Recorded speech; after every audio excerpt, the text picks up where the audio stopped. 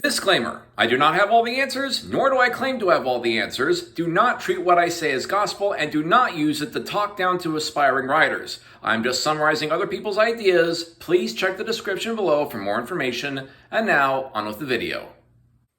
So, what do I consider good writing? Well, according to the people who love making up crap about me, my definition of good writing, trademark, copyright, whatever, is anything dark and serious and symbolic and makes you think about philosophy and life and is overly structured and has like a bazillion parts to its character outlines and blah. No, my definition of good writing is it depends on the work. That's all there is to it. To find, I guess, an inkling of an answer, let's consult our good friend, literary theory. Throughout the ages, there have been a bazillion different philosophies about what makes a good work of art, a good work of theater, a good work of prose, good stories, good films. So I'm just going to run through all of them as fast as I can to give you an idea of all the different philosophies of what people think makes a good work of art, or in this case, a good story, aka good writing. Classical theory. A good story imitates reality to produce emotions in the audience with a clear beginning, middle, and ending. Medieval theory. I believe stories should be used to deepen our understanding of life. Renaissance theory, or however you spell it. A good story should teach and delight. Romantic theory. A good story should evoke strong emotions and inspire. I've got a lot of freaking costumes. Psychoanalytic theory. A good story should explore the character's mind and explain psychological realities. Marxist/social literary theory. A good story reflects the realities and struggles of the different social classes. New historicism. Hey, remember when that Greek dude was all like, stories should reflect reality? And then that Marxist guy was like, stories should reflect society? And that cocaine guy was like, it should reflect characters or whatever? What if like stories just reflect all societies? You know, their themes, their meta-narratives, just all that stuff. Go back to the whole reflecting reality stuff, man. Radical. Formalism. A good story is just a good collection of tropes and motifs structured together. Structuralism. Actually, Mr. Formalist, I disagree. I would say that it is the order of the elements, not the elements themselves, that determine a good story. Post-structuralism. Okay, formalist, structuralist, you're both ignoring one important thing, the audience. A good story messes with the audience, okay? The motifs by themselves, they don't do anything. The structure, it like helps keep things in place, but it's not everything. The audience, if you ignore the audience and their reactions, then it doesn't matter what motifs you use or how you structure things. Your job is to play with the audience, okay? You guys got it? Deconstruction. Actual deconstruction.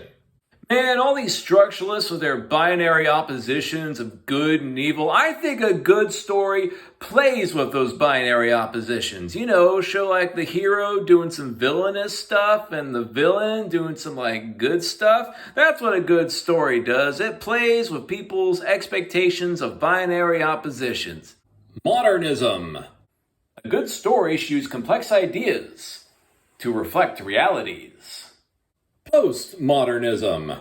I've come to make an announcement. Modernism's a bitch-ass motherfucker. Your themes and meta-narratives have a small dick. They're the size of this walnut, except way smaller. And guess what? Here's what my stories look like. That's right, baby. No narratives, no themes. Look at that. It's nothing but motifs and references. How do you like that, modernism? I pissed on your stories, you idiot! Remodernism/new sincerity. I miss my themes and meta-narratives, Tales. I miss them a lot. New criticism. A good story should be able to stand on its own regardless of cultural or historical context. Archetypal theory. Excuse me, new criticism. You will find that any story that is considered quality across cultures is because it uses universal archetypes that all people can relate to. You can learn more about it if you'd read some Carl Jung or listen to my Alpha Male podcast. Reader response theory. Okay, all you theorists can just shut up for 1 second, okay? As a regular audience member, I haven't studied literary theory. I don't know about structuralism. I don't give a crap about archetypes. I don't care what the postmodern guy is pissing on. Here's my theory. We're your audience. We are your judge, jury, and executioner. Fuck your theories. Entertain us. All right? Thank you. So that should give you an idea of the history of literary theory. What is considered good writing? No two literary theorists agree. It's changed throughout the centuries and will continue changing in the future. The closest thing we can agree on is that all the literary theories throughout history tend to fall into one of 4 categories, as seen here in this little rubric created by the theorist MH Abrams. They tend to either focus on realism, the mimetic theories, does it reflect life and reality? The audience reaction, the pragmatic theories, does it move them? How did they react to the story or whatever work of art? The objective theories, which focus on the construction and the performance of the work itself. And then finally, the expressive theories, which focus on the author's choices, the setting, the characters, the events, the theme. What was the author picking?